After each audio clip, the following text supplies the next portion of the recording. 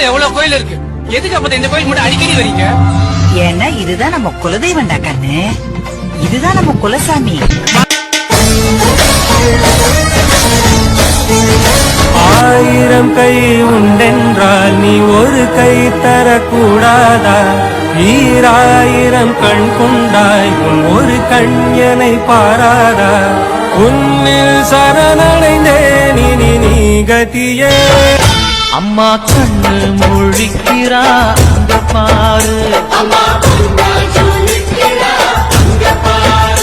அம்மா வாரி கொடுக்கிற கைய பாரு, அந்த வார செவப்புல கண்ணம் பாரு. அம்மம்மா பூஞ்சிரிப்புல புல்லரிக்குதம்மா,